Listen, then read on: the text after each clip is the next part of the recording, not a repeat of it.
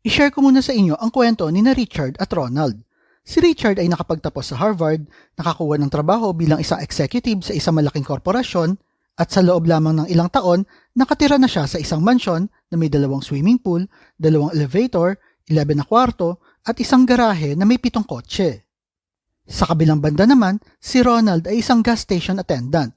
Nagtrabaho siya bilang mekaniko at pagkatapos ay nagretiro siya. Nagkaroon na lang siya ng part-time job bilang isang janitor. Ang tanong ko sa iyo, sino sa kanilang dalawa sa palagay mo ang may net worth na $8 million sa oras ng kanilang kamatayan? At alam ko kung ano ang iniisip mo, ngunit ang tamang sagot ay si Ronald. Si Ronald Reed ay isang part-time janitor. Nanalo ba siya sa lottery? Hindi. Pinamanahan ba siya ng yaman? Hindi rin. Pero namuhay siya ng simple buong buhay niya. Habang tahimik na ini-invest ang anumang ekstrang kita niya sa stock market. At pagkatapos mag-hold ng kanyang position sa loob ng ilang dekada, at umabot ng milyon ang kanyang investment. Ang aral sa kwento na ito ay hindi mo naman talaga kailangan magkaroon ng PhD sa Finance at Economics para yumaman. At ang pagkakaroon ng malaking sweldo ay hindi naman ibig sabihin na magiging milyonaryo ka. Ang totoo, ang pagkakaroon ng knowledge kung paano gawin ang isang bagay ay hindi sapat. Bakit? Dahil ang mundo ay hindi black and white at kailangan mo ring labanan ang iyong mga internal na damdamin na nag-i-influence sa bawat desisyon mo. At tulad din ito ng pera, tinuturuan kasi tayo tungkol sa pera sa paraan na tinuturuan tayo ng math o physics na may rule at laws na dapat nating sundin ngunit hindi ang psychology of money. Karamihan sa mga tao ay alam na ang pera ay isang emotional topic, ngunit hindi marami sa kanila ang nakaka-realize na iyon ang dahilan kung bakit madalas ay gumagawa tayo ng bad decisions. Sa librong The Psychology of Money, ibinabahagi ni Morgan Housel ang lahat ng kailangan nating malaman kung paano makaiwas sa mga emotional traps na ito. I-share ko muna sa inyo ang kwento ni na Richard at Ronald. Si Richard ay nakapagtapos sa Harvard, nakakuha ng trabaho bilang isang executive sa isang malaking korporasyon, at sa loob lamang ng ilang taon, nakatira na siya sa isang mansyon na may 2 swimming pool, 2 elevator, 11 na kwarto, at isang garahe na may 7 kotse. Sa kabilang banda naman, si Ronald ay isang gas station attendant. Nagtrabaho siya bilang mekaniko at pagkatapos ay nagretiro siya. Nagkaroon na lang siya ng part-time job bilang isang janitor. Ang tanong ko sa iyo, sino sa kanilang dalawa sa palagay mo ang may net worth na $8 million sa oras ng kanilang kamatayan? At alam ko kung ano ang iniisip mo, ngunit ang tamang sagot ay si Ronald. Si Ronald Reed ay isang part-time janitor. Nanalo ba siya sa lottery? Hindi. Pinamanahan ba siya ng yaman? Hindi rin. Pero namuhay siya ng simple buong buhay niya. Habang tahimik na ini-invest ang anumang ekstrang kita niya sa stock market. At pagkatapos mag-hold ng kanyang position sa loob ng ilang dekada, at umabot ng milyon ang kanyang investment. Ang aral sa kwento na ito ay hindi mo naman talaga kailangan magkaroon ng PhD sa Finance at Economics para yumaman. At ang pagkakaroon ng malaking sweldo ay hindi naman ibig sabihin na magiging milyonaryo ka. Ang totoo, ang pagkakaroon ng knowledge kung paano gawin ang isang bagay ay hindi sapat. Bakit? Dahil ang mundo ay hindi black and white at kailangan mo ring labanan ang iyong mga internal na damdamin na nag-i-influence sa bawat desisyon mo. At tulad din ito ng pera, tinuturuan kasi tayo tungkol sa pera sa paraan na tinuturuan tayo ng math o physics na may rule at laws na dapat nating sundin ngunit hindi ang psychology of money. Karamihan sa mga tao ay alam na ang pera ay isang emotional topic, ngunit hindi marami sa kanila ang nakaka-realize na iyon ang dahilan kung bakit madalas ay gumagawa tayo ng bad decisions. Sa librong The Psychology of Money, ibinabahagi ni Morgan Housel ang lahat ng kailangan nating malaman kung paano makaiwas sa mga emotional traps na ito. Kaya sa video na ito, pag-uusapan natin ang mga key ideas na natutunan ko sa librong The Psychology of Money. Kaya simulan na natin. Lesson number 1. Ang tunay na yaman ay ang di mo nakikita. Ikwinento ni Morgan ang tungkol sa isang lalaki na dumadating sa isang magandang kotse sa hotel na kanyang pinagtatrabahuhan. Siya ay nagmamaneho ng Porsche. Sa kanyang pagkagulat, 1 linggo pagkatapos, ang parehong lalaki ay dumating pero nasa isang lumang kotse na lang. Nalaman niya na may malaking utang pala ang lalaking ito para lang mabayaran ng kotse at na nagkaroon siya ng financial problem, napilitan din siyang ibenta ito. Maliwanag na gusto lamang ng lalaki na magmukhang mayaman kaysa sa maging tunay na mayaman. Karaniwan kasi ay hinuhusgahan natin ang yaman ng isang tao batay lang sa nakikita natin. Kapag nakakakita tayo ng isang tao na may magandang kotse tulad ng lalaki sa kwento, iniisip kagad natin na mayaman siya.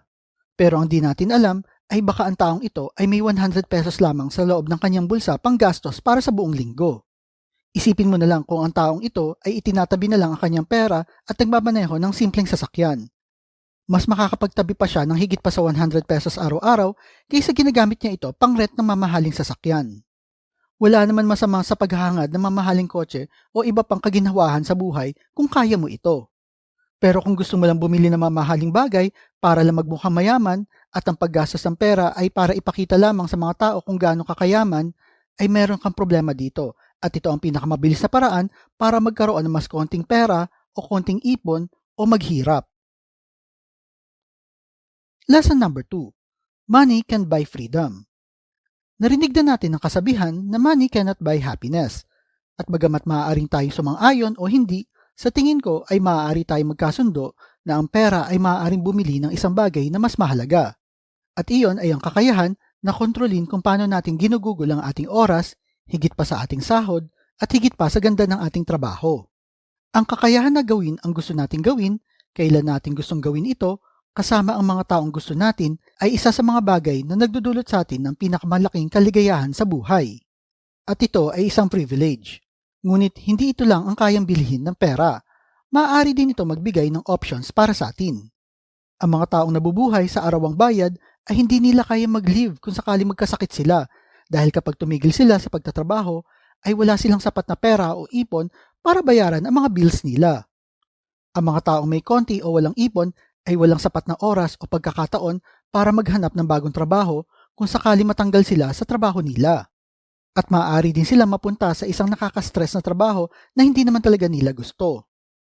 Pero kung sila ay may 6 na buwan hanggang 1 taong ipon, ay hindi sila masyadong maaapektuhan kung sakali mawalan sila ng trabaho dahil kaya nila maglaan ng ilang buwan ng paghahanap ng trabaho na di naaapektuhan ng kanilang lifestyle. At yung may mas marami pang ipon ay maaari pa sila magkaroon ng kakayahan na magtrabaho sa mas mababang sweldo ngunit may mas flexible na oras. Ang pagkakaroon ng ekstrang pera o ipon ay nagbibigay sa atin ng mas maraming options, kaya mas may kontrol tayo sa ating buhay.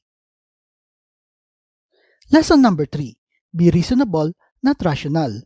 Sa lahat ng aral sa librong ito, sa aking opinion, ito ang isa sa mga dapat nating matutunan. Kapag gumagawa tayo ng financial decision, madalas tayo naghahanap ng mga options na iniisip natin na magdadala ng pinakamagandang resulta. Ngunit sa halip, dapat tayo maghanap ng isang option na magbibigay sa atin ng less stress at mas maayos na tulog sa gabi. Let me explain.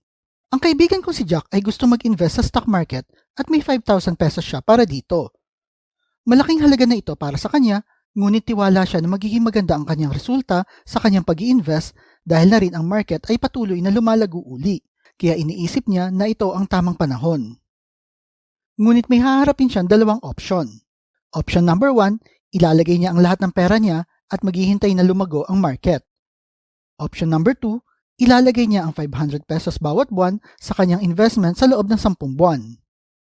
Mukhang mas kaaya-aya ang option number 1 dahil naniniwala siya na mabilis na lalago ang market kaya nangihinayang siya sa oportunidad.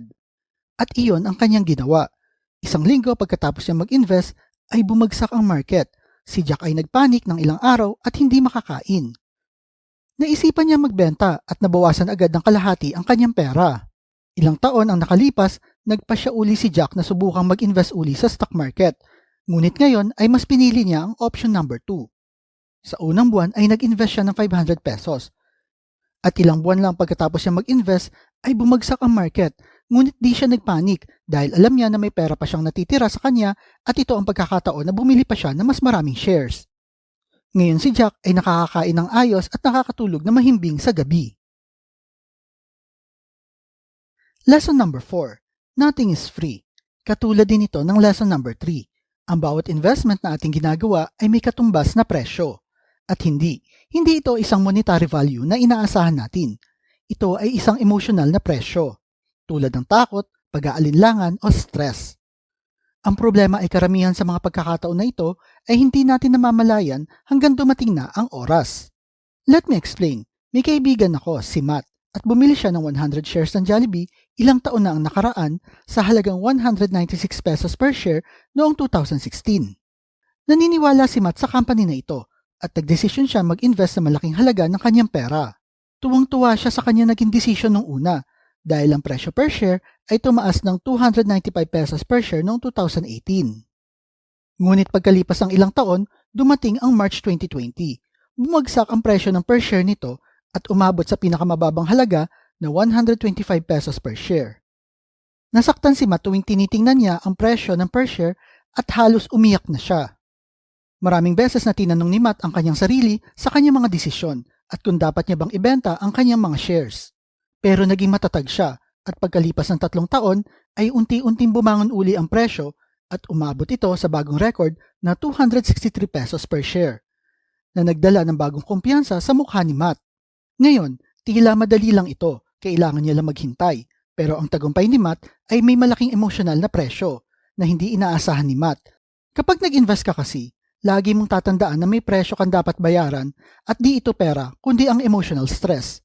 Emotional stress na tiniis ni Mark ng ilang taon bago siya makabangon uli. Lesson number 5. Never enough. O kilala rin bilang hindi ka magiging masaya sa buhay kung di ka marunong makontento. Maraming tao ang nagsasabi na kung nakafocus ka lang sa pagkita ng pera, hindi mo na kailangang mag-alala sa mga gastusin o pambayad ng mga bills. At malamang okay ito sa iba, ngunit marami ang kumikita ng malaki at hindi pa rin kontento sa perang natatanggap nila. Tingnan natin si Mike bilang halimbawa. Ito si Mike, isa siyang doktor at kumikita siya ng 3 million pesos per year at by any standard, siya ay makoconsider natin na nasa rich category. Kahit na masabi natin na nasa category siya ng rich, kahit na marami siyang ari-arian, hindi pa rin siya gaanong masaya. Gusto pa rin niya na mas magandang kotse at mas malaking bahay dahil naniniwala siya na dito niya matatagpuan ang tunay na kaligayahan. Pero magiging sapat pa nga ba ito? Alam naman natin na ang buhay ay di ganun kasimple. Kapag nakuha na ni Mike ang kotseng gusto niya at mas malaking bahay, ay maghahangad uli siya na mas mahal na kotse at mas malaki pang bahay. Likas ito sa mga tao. May mga tao kasi na kumikita na ng malaking halaga ng pera pero itataya pa rin nila ang lahat para lang kumita pa ng mas malaking pera. Ano ang aral dito? Huwag ubusin ang pera para sa mga bagay na di mo na talaga kailangan dahil lang sa pinaghahambing mo ang sarili mo sa iba at di ka marunong makontento sa mga bagay na meron ka. Ito ay isang laro na hindi mo kaya mapanalunan. Tandaan mo na palagi may mas maraming pera sa'yo, may mas malaking bahay, may mas mamahaling sasakyan o may mas mataas na sweldo. Dapat alam mo kung ano ang sapat para sa iyo at sa iyong mga mahal sa buhay at masasabi mo na lang na I have enough and I don't need more. Ito ay ilan lamang sa mga lesson na galing sa librong The Psychology of Money. Kaya kung gusto mo itong matutunan, consider mo rin itong basahin. At ikaw ba, nabasa mo na ba ang librong The Psychology of Money? Ano ang mga lessons na natutunan mo dito? Share mo naman sa comment section below. At kung mahilig kayo sa mga videos tungkol sa pera, motivation na business, like and share nyo lang ang video na ito at kita-kita po ulit tayo sa mga susunod na video.